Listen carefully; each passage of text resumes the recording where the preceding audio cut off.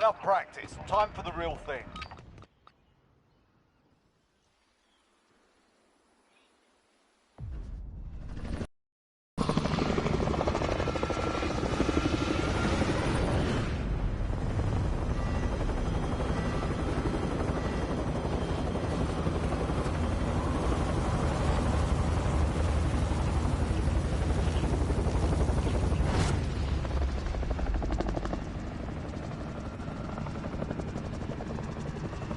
Battle Royale.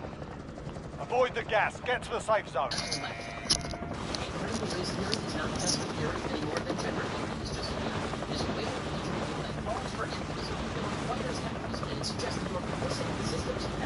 Unless you make precisely that activism. So when people say, look, why should we teach critical race theory? Because you can't teach critical race theory unless you're using critically, which they don't want you to do. You can't teach critical race theory without also teaching that you're complicit in racism, white supremacy, heteronormativity, bigotry, all sorts.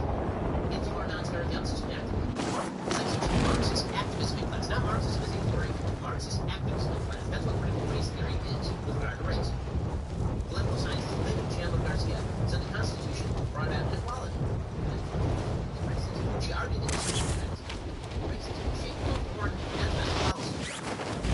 Using Marxist theory at the U.S. Air Force Academy in Colorado Springs, she said she agreed with Joint Chiefs of Staff Chairman General Mark Milley, who recently told Congress critical race theory is not going to as a lie and unpatriotic. Eliminate all targets in the AO. It overtly argues capitalism has to be dismantled. Individual rights have to be dismantled. Because those are just mere facades for hierarchies of power. Okay, so now this stuff is being taught to our cadets. Garcia writes in the Washington Post, quote, cadets, like all military members, take an oath to defend the Constitution with their lives. So it's crucial they have a sensitive understanding of that Constitution.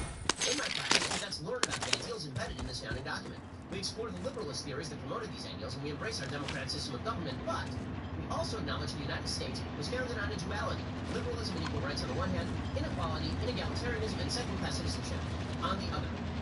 Yes, clearly, we want people who have vowed to give their lives to protect the Constitution to believe that the thing that they are giving their lives to defend is a racist document that is rife with inequality and trying to put Americans to the wall. Vile and disgusting, but again, when you're fighting the emergency of racism, everything's on the table, guys.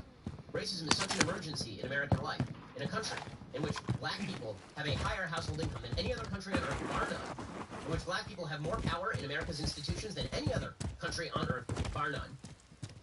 Right? In, like, any other diverse country, I should say, because they're presumably countries that have significantly less diversity in the United States, in which black people hold enormous amounts of power, but not nearly as powerful countries as the United States. Just to correct it there. The basic idea that black people are experiencing an emergency with regard to race in the United States in 2021 is patently unsafe. But again, the emergency is the point. If there's just one second, special you can do. Let me tell you about this unbelievably cool service. So on my phone, I have all these beautiful pictures of my phone, right? But then, they don't do anything with them. What if there's something that could allow you to get those photos, produce a beautiful object that you can then put on the shelf, put in your house, put on your office desk. Okay, this is where my photo comes in. We take photos of special moments together after a long year off, and after you take that photo, what you do is make it physical. You go to myphoto.com. It is awesome. It is easy to use. It takes literally 2 minutes to create a special product for your own wall or shelf. They make great gifts for loved ones. They are beautiful, and they really look great. MyPhoto prints your image directly on acrylic, glass, metal, and more. You need to go to myphoto.com and check it out. That's myphoto.com. I have a bunch of objects from my photo that I've ordered. They grace basically every mantle in my house, pictures of my kids, pictures of me and my wife. They're just beautiful. They really shine because we got them printed on acrylic. It's pretty spectacular. Order today. You'll get 20% off your order, which will arrive in just 5 days. Price is requesting close air support. This is Striker 3-1, good copy. Strike inbound.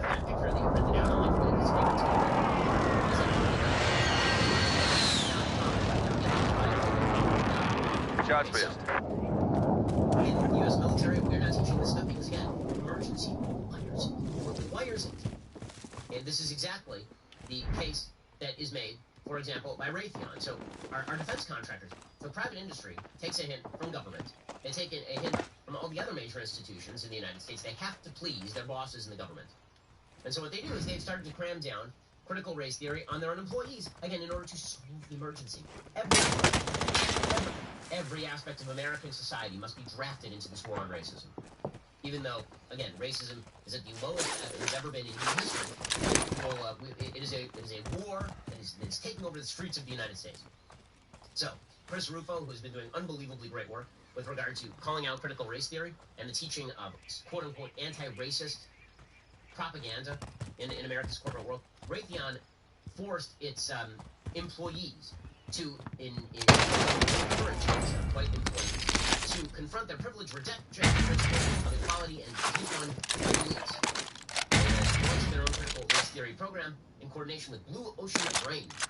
Hey, here's a little bit of their guide, and it's worth going through a little bit in detail here. Stronger Together is what the guide is titled. Commitment to diversity and inclusion takes all of us, they say. CEO action is founded on a shared belief that diversity, equity, and inclusion is a societal issue, not a community.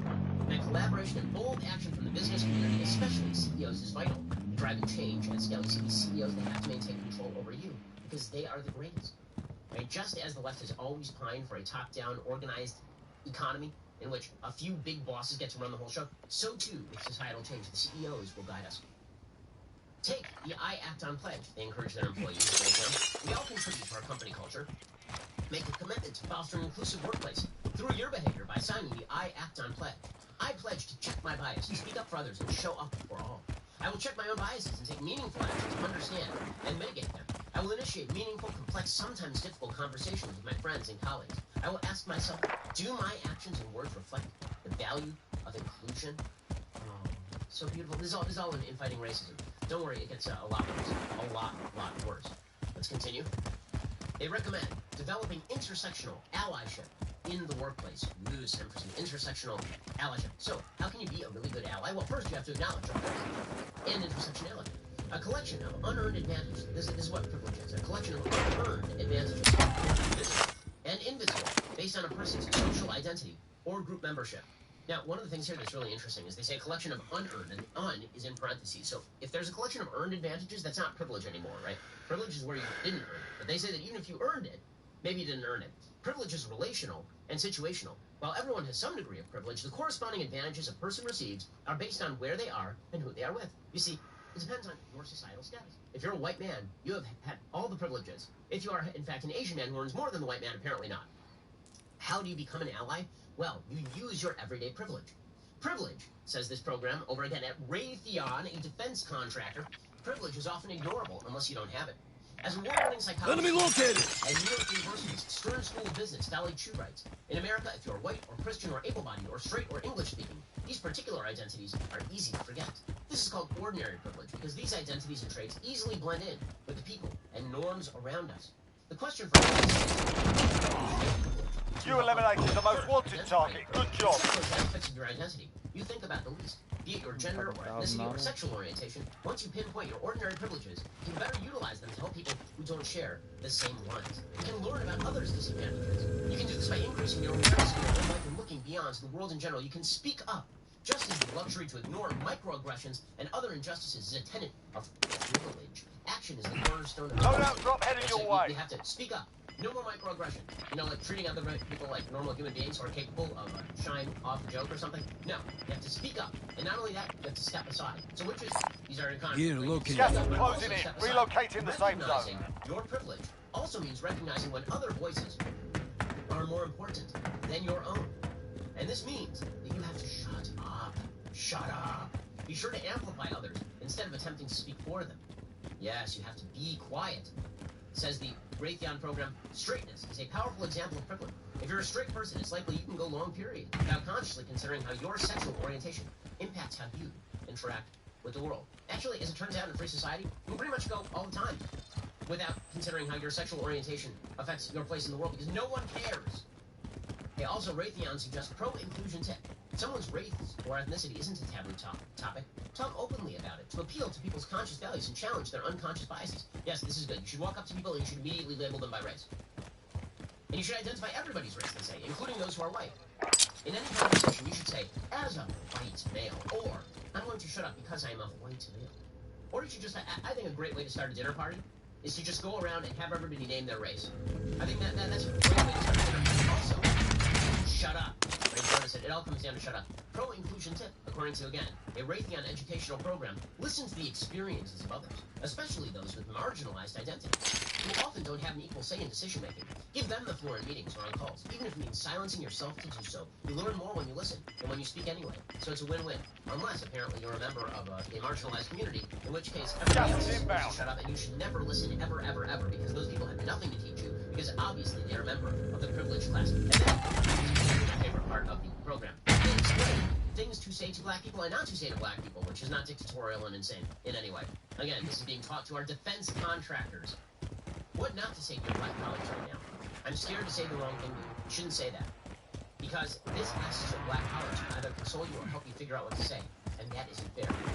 You also should not say, I hope and pray things change soon. This shows you mean well, but meaning well isn't enough. You have to do the work. I can't wait for things to calm down and get back to normal. This says that your comfort is more important than the message of anti-racism. No. You're supposed to talk about what a victim the other person is. You're supposed to say things like, I'm taking steps to become a better ally. I'm shutting down racist comments on my team. I'm supporting the fight against racism by calling my representatives, backing black businesses, and or XYZ. Right? This is where you move from the theory to the praxis component. Do all the things you want to do. I'm trying.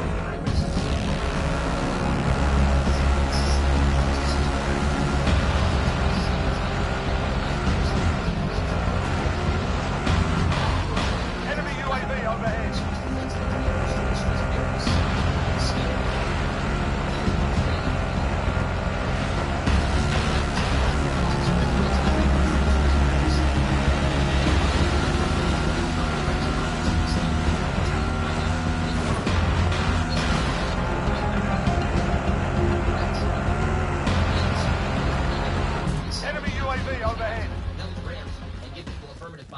In order so that everybody can get ahead. The problem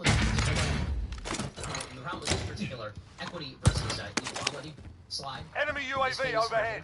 Is that the real cartoon would not involve the person on the left, the tallest person. So for those who are not seeing this visually, the equality slide, they say equality is bad because equality doesn't take into account people's pre-existing conditions. The fact that we are not all created equal in all respects. Some of us are created smarter, some dumber, some taller, some shorter, etc. So it shows a slide of 3 people behind a fence trying to watch a game, apparently illegally, because they should be buying tickets. And the person on the left is tall, the person in the middle is short, and the person on the right hand side of the little slide is in a wheelchair. So the short person can barely see, and the person in the wheelchair can't see at all. Is where we build a giant ramp so that the person in the wheelchair can now see over the fence, and where we take a box away from the tall guy and give it to the short person to ensure that she can see as well. Okay, there's only one problem. When it comes to the equity the left is pushing, it is a zero-sum game. It is not a system where everybody gets more out of it and no one loses. It is not Pareto optimal in the economic terminology. Instead, what the equity slide is chopping off the legs of the guy on the left and then sewing them on to the person in the middle, who, because she is still better off than the person in the wheelchair, then has to chop off her arms, and those can be used as a sort of props to prop up the wheelchair. See, equity is a bloody business game. When you start deciding that you are going to privilege certain populations at the expense of other populations, based on either pre-existing conditions or not enemy UAV overhead, based instead on simple choice that people are making on an individual level, you are doomed to do violence to the people who are supposedly privileged in your society. Okay, now, here's the thing. If you catch any of this, then people get very angry. If you catch the gas is moving in. New safe zone located. Of our society. Enemy UAV overhead. Including the training of our defense contractors. Then people get very, very Be advised, enemy team is tracking your location. Is a professor. I believe he's at Princeton, which is kind of incredible considering how impressive his writings are. I've read many. Eddie Gladd's how critical race theory is, in fact, racist. And because, of course, you're not supposed to catch on to what all this is. There is Eddie Gladd versus Chris Rufo on MSNBC. Win here and you return to the front line. You lose, your fight is over. Time to earn your freedom, soldier. I'm deeply concerned. And what millions of parents are really concerned about is things that are happening in hundreds of public schools in Illinois and Chicago, teaching kindergarten that whiteness back to the front line. Earned it. Stolen Land and Stolen Riches. That's a book that's being used in hundreds of schools. And people... That's right. Okay, Cloud is... Well, his eyes and his correct. There isn't it back in Losing ground. It's just that. It's a deal. In which you got all these people about Mr. Sim. Okay, but, again, the eyeballing that we get is not a true eyeball because they know it's true. It's just they object to noticing this. They don't like that you're noticing this. And by the way, it's the biggest features the American Federation is actually Randy Weingart, one of the worst people in the world. Truly a bad person with regard to disadvantage. Less than 25, still saying. The AFT's Randy With my Weingart says gun. if people break the law, states are now passing laws to ban critical race theory, as they should.